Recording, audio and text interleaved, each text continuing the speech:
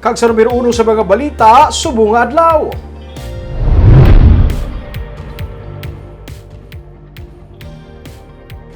Bacolod Emergency Operations Center nagrekomenda nga temporaryo anay nga dulaon ang mga pribilehiyo para sa mga authorized persons outside of residence o kun Apor. Ini kasunod sang siyam ka mga Apor tanan ang nagpositibo sa COVID-19.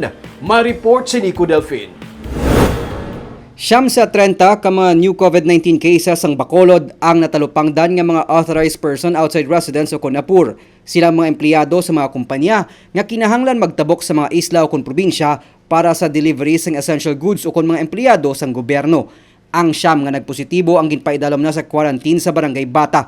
Suno kay Dr. Chris Sorongon, Deputy for Medical Data and Analysis ng Emergency Operations Center, tungod sini ginakinahanglan nga mas mangin maid-id ang syudad agud mapasiguro nga hindi magsaka ang nagadubo na nga COVID-19 cases. Gani ilaman ginirecommend nga mapaidalom sa swab test o kung i-require sang negative RT-PCR test ang tanan nga mga Apor, private man o kung government Apor nga exempted sa gin-issue nga Executive Order No. 42. Pati mga drivers ng essential goods nga dapat unhampered ang nagakinahanglan man i-test suno kay Sorongon. Nga ato i-recommendar ka Mayor, isuspend gid tanan nga pribilehiyo. In short, tanan nga Apor aton nga i-require sang RT-PCR, even ang mga drivers sa mga essential goods nga mga truck, nga mga nagadala pagkaon diri pag-abot nila sa Roro naton sa Breadco, i-swab sila antigen swab para mabalanta kung positibo, kung hindi, kung positibo i-RT-PCR, kung negatibo biyahe dayon. Nagapati man ang pamunuan sang EOC nga mas ginakinahanglan karon ng ini nga mga tikang agud mas mapangapinan ng publiko kontra sa COVID-19 karon nga padayon nga nagamutate ang virus kag mas makalalaton.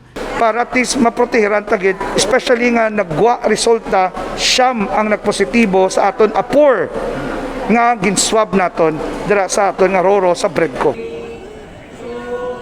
Samtang sang inilang nga hapon nagbaton sang Safety Seal Award ang SMCT Bacolod gikan sa local government unit. I believe this is a good starting point because some of these mga prominent na mga establishments had joined this.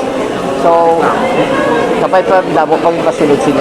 Because it is for their own good, no? As I said, this is not obligatory, but this will do a lot for those who might receive it. Suno kay May Castro, Public Relations Officer sang mall, pati maaninis ang pagpasiguro sang tagdumalahan nga ginasunod ang pagpatuman sang minimum health standard protocol agud mapaiway ang paglaton sang COVID-19.